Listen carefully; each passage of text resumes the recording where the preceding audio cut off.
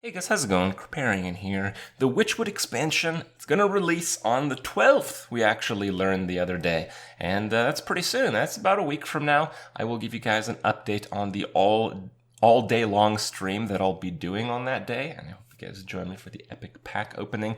But until then, we are going to be doing a lot of card reviewing because there's quite a lot of cards left to be revealed. And today I have quite a few for you guys, another batch. And while I don't think it's individually quite as interesting, we're seeing a lot more of the filler cards come out right now. But so far, they're pretty interesting for filler cards. So let's have a look here. So first we had Spectral Cutlass. Now this card I think makes the least sense out of the cards that we've seen so far from the Witchwood expansion because, well, it just doesn't do anything different than the Rogue Legendary Weapon. So the idea is you play cards from other classes to mass up durability on this thing, and it has lifesteal so you can keep on going throughout the game.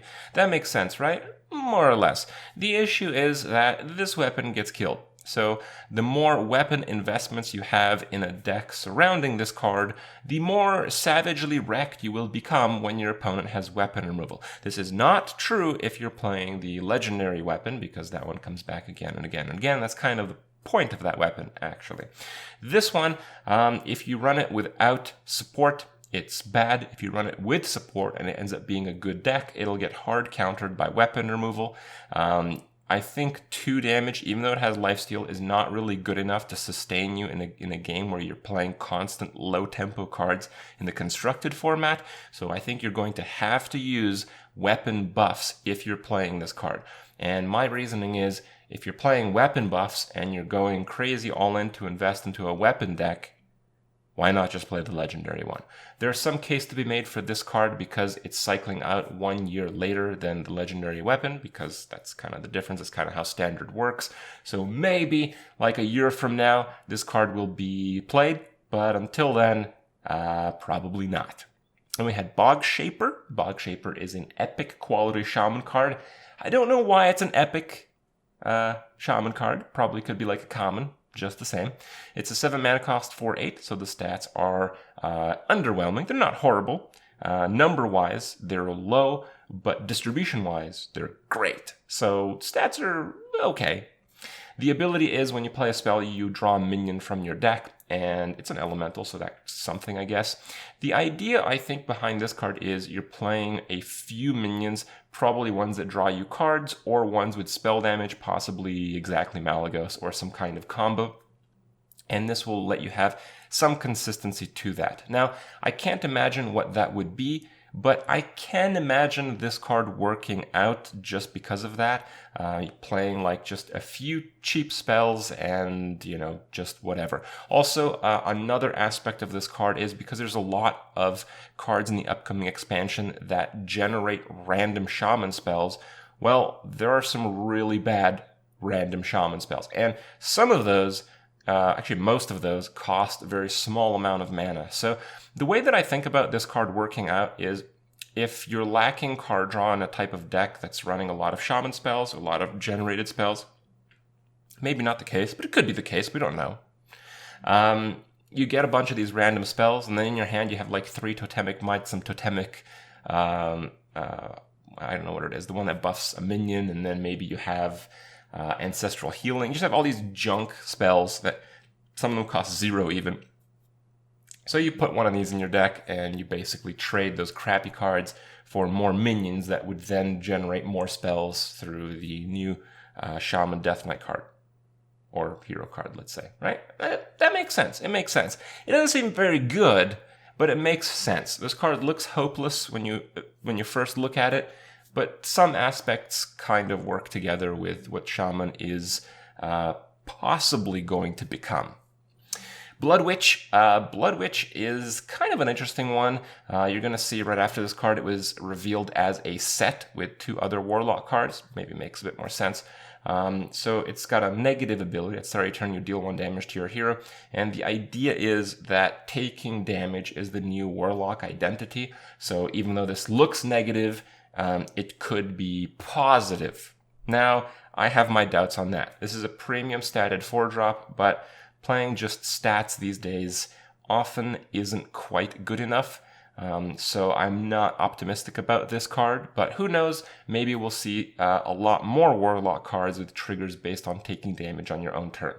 The next one here, Deathweb Spider, is one of those cards. It's a 5 mana 4/6, so the stats are fair, not great, but they're fair.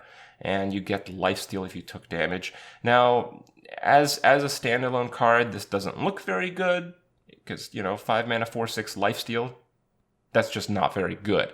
But the way I have to think about it is if there are more cards that require you to take damage to activate extremely powerful abilities, you're just going to end up taking a lot of damage, so you're going to need healing, and the cards that we've seen themed around this so far are decent tempo cards, and healing is usually very bad tempo. So I think the idea behind this card is to recuperate the health that you lose from activating the synergy based on taking damage on your own turn.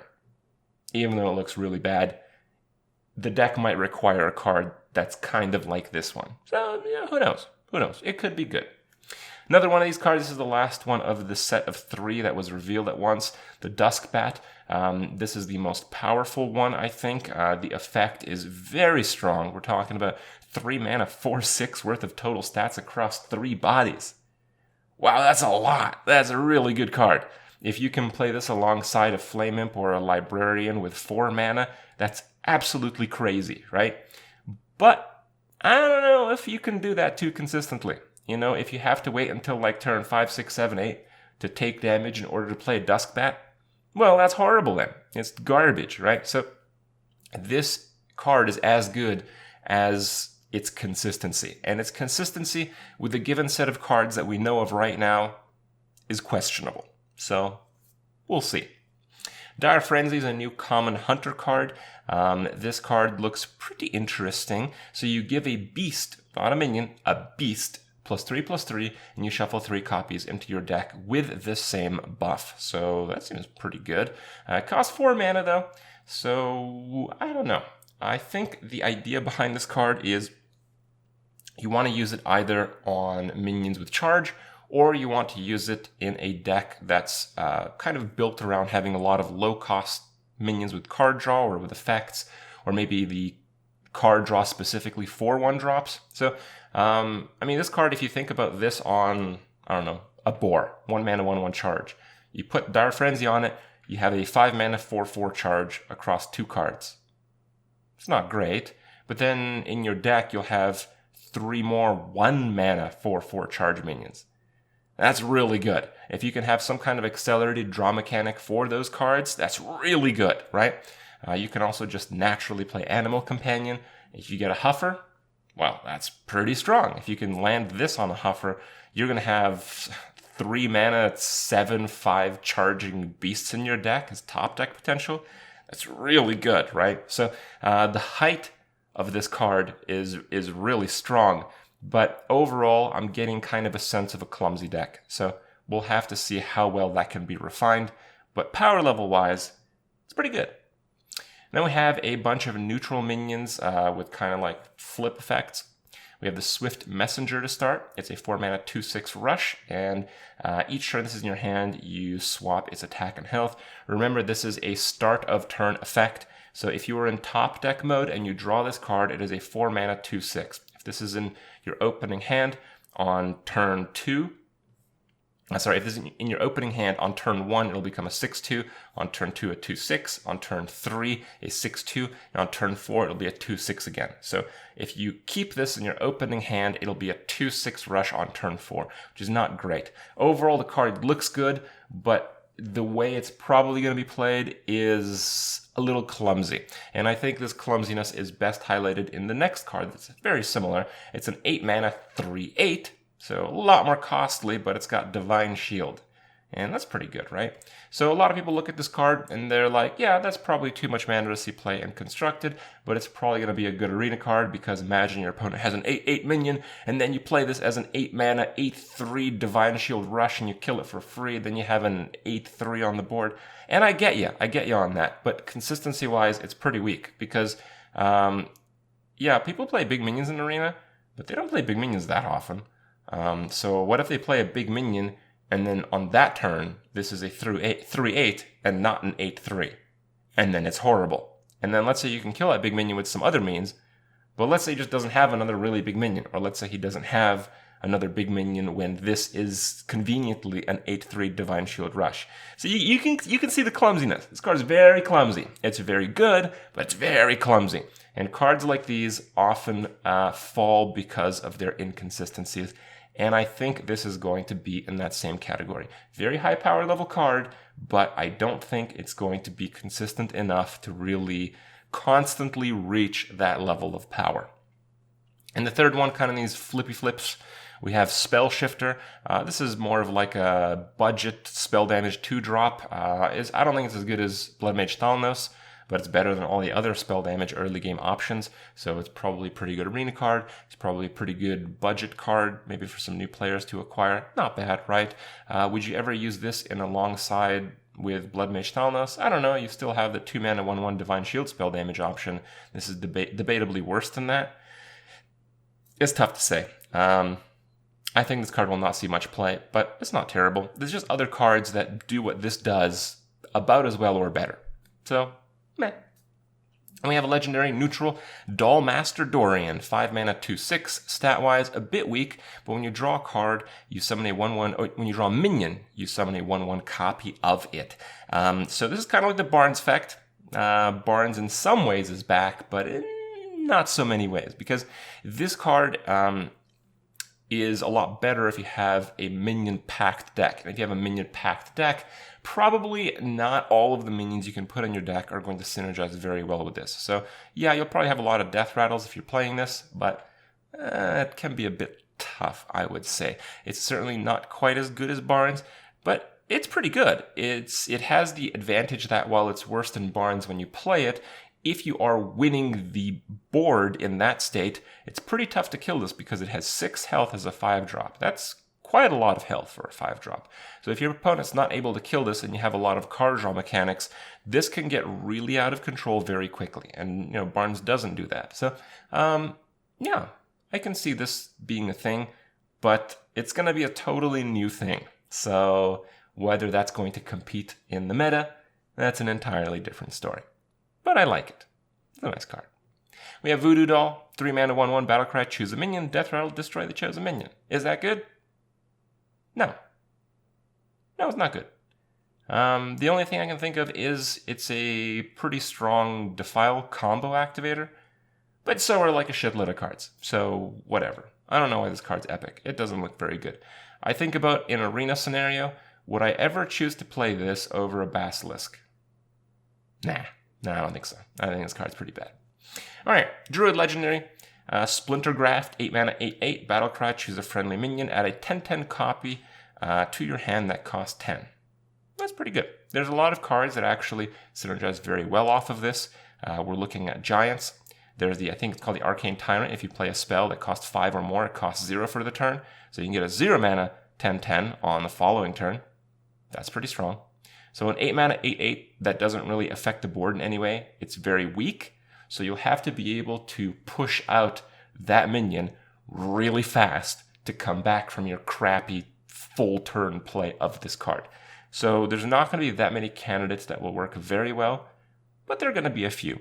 So this card looks pretty bad, but it could actually be deck defining. It could really do that. The power level peak is quite high for this card, even though it looks a bit too clumsy because it has too high of a cost. Mage Legendary, we have Toki the Time-Tinker, 6-mana 5/5, battlecry, add a legendary minion from the past to your hand. What does the past mean? The past means from the wild format. So when this card is in wild, it's going to be hopeless. But until then, it's pretty decent, I would say. It's a 6-mana 5/5, draw a pretty okay card. So it's kind of like a crappy Azure Drake. Now the card on average is pretty okay, but sometimes it's going to be absolutely insane, and your opponent can't play around some of these, like Lotheb. That would be insane. Getting something like Kil'Thuzad is going to instantly win you the game. So it seems pretty good. I can see this seeing play in some kind of super control mage that uses a few RNG elements to develop some kind of win condition. I don't know. I think the card is overall a bit too weak to see competitive play, but the effect is really cool, and really fun. And those two things matching up, I think, is quite wonderful. If you have a card that has extreme levels of RNG that can high roll the crap out of your opponent, but on average it's not a very good card, people who want to experience the heavy RNG high roll experience of Hearthstone can do that while suffering in their win rate. That's totally fine. I like that a lot. So thank you, Blizzard. I hope this card won't be competitive. I don't think it will. Then we have Mist Wraith. 4 mana, 3/5. Whenever you play an Echo card, gain +1/+1. So if you have very small Echo cards, this can get really big very quickly. But I think the smallest Echo card we have seen is a 2 mana card. So I see that as being very good. But is that constructed good? I don't know. A lot of the Echo stuff has been questionable, but it's possible we're all underestimating it, and it's possible Echo is just an extremely strong mechanic. And if that's the case, Mistwraith could certainly see some play, but I have my doubts. I think this card is too weak to see play. I think it costs too much mana. In fact, that you'd rarely want to play this and push Echo on the same turn. Echo, I think, is best used for spamming the entirety of your turn. So if you have like 8 mana and you have a 2-cost Echo thing, I think more than likely you'd rather play 4 times that Echo card than Mistwraith and 2 times that Echo card. If you're playing an Echo deck and you're not playing these cards many times with Echo, what's the point of that? So we know that the power level of most of these Echo cards is pretty low. The advantage is you can play it a lot of times. If you have to play Mistwraith and then not play Echo cards, hope it stays alive, and then play a lot of Echo cards, that seems pretty optimistic to me. I don't think this card's very good, but who knows? Maybe we're underestimating Echo. I'm not going to write it off entirely myself. We have a Paladin weapon, Silver Sword, 8 mana, 3/4. After your hero attacks, give your minions +1/+1. So pretty interesting card there. 8 mana cost is certainly very steep. But when you look at cards like Vine Cleaver from the past, which are 7 mana for 3 weapons that spawn 1/1s, those cards are just absolutely ridiculous in Arena.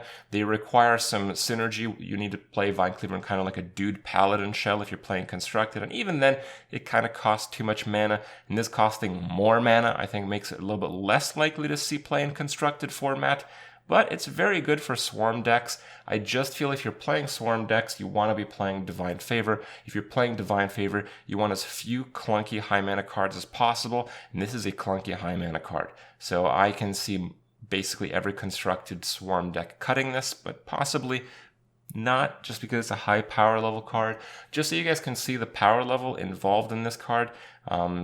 So Rogue has Assassin's Blade, which is basically this card without the effect that costs 5 mana. Getting that effect on there is a really big deal. If you have like 3 or 4 minions, that's like playing a king's worth of stats per attack. So that's so good, right? Just the downside is very high mana cost, and Swarm decks do not do well with very high mana cost cards. But in Arena, this is going to be pretty nuts. We have Pickpocket. More of Echo cards, more of Rogue Echo cards that cost 2. The effect is add a random card to your hand from your opponent's class. So if you want to think about it, this is kind of like 2 mana cycle, which is a little bit weak. You can think of this as 4 mana, draw an extra card, which is really weak. 6 mana, draw 2 extra cards, which is really weak. 8 mana, draw 3 extra cards, which is really weak. So all of these are really weak. Yeah, I don't know. If you can somehow get some kind of spell discount going on, maybe, but it just seems too weak for 2. 1 mana makes this card broken. 2 mana makes it too weak. We're kind of stuck in that spot. I'm not optimistic about it, but it's a cool card. Another Paladin one, Bellringer Sentry, 4 mana, 3/4, Battlecry and Death Rattle, puts a secret from your deck into the battlefield. So not quite Mysterious Challenger, which brought like 5 secrets from your deck into the battlefield, but not too bad. I think stat-wise, it is a little bit clumsy and competes with a lot of cards in the deck. Right now, the reason why Paladin is so strong is the 1-drop, 2-drops, 3-drop weapons, and call to arms. This is a little bit disruptive to that. Secrets are often not worth playing by themselves in the early game. And on turn 4, you'd rather play Call to Worms than this card, and you'd have to be playing this card and Secrets in your deck. So again, there's just a lot of clumsiness, but the efficiency of removing low-cost cards from your deck in the mid-game and guaranteeing really good top decks certainly should not be underestimated. So I think this card is a low power level, but again, I wouldn't write it off. That aspect of pulling low-cost cards from your deck is really strong and could be pretty good. I don't know. The Glass Knight, Paladin Legendary. 4 mana, 4/3 Divine Shield. When you restore health, gain Divine Shield. This card's going to be super annoying to deal with. If you're playing kind of like a mid-range Paladin deck, I think you're going to be able to sustain this effect a lot. And I think that's going to make the card really good. It's just mid-range Paladin is not necessarily going to be that strong. But I think this is going to be a defining card of that deck type. So I like it. I think if I am bothered to, I'm going to try to make that deck. I like playing mid-range Paladin. It doesn't feel too degenerate. I'm not really playing aggro Paladin, but I have a lot of the similar win conditions. I can play a lot of hipster cards, and this is going to be at the top of that hipster card list. I like it a lot. Then lastly, we have Worgen Abomination. It's a 7 mana 6/6. At the end of your turn, deal 2 damage to all other damaged minions. So the idea of this card is it's played either in kind of like a Paladin or Shaman deck where you can do granular damage to things. Even doing this with like, I know it's not going to be in Standard anymore, but for example, using this with like a Maelstrom Portal essentially upgrades it quite a bit, right? Other damaged minions is really strong. You having the control of this effect, because it's at the end of your turn, makes this effect really strong. Now, we would have to be seeing a meta where there's a lot of board combat with minions that have over 2 or 3 health. That could happen. This card could be pretty good, but I feel it's more or less tailored to the arena environment, where it is going to be insanely powerful. And honestly, a lot of fun. Look forward to playing with a lot of these. I think we still have about half the set left, and I think some days from now we will actually see the remaining half a set, so get ready for another gigantic card review from El Krippo here. But for now, hope you guys enjoyed this one, and I'll see you guys in the next. Well, hi there! Thank you for watching yet another Kripparrian video. Hope you guys enjoyed it. And if you did enjoy it, and if you do want to see more, and if you haven't already subscribed, why not subscribe? It's there. It's free. You get to see more of me. But these days, actually, the subscribe button doesn't necessarily do what it did in the past. You might not get notifications for all the videos, especially since we do multiple uploads a day. So if you have already subscribed and you must see every single Kripparrian video, well, you can hit the notification thing, hit that bell sign, and you absolutely will get notified when the next video comes out. Thanks, guys, and I'll see you guys in the next one.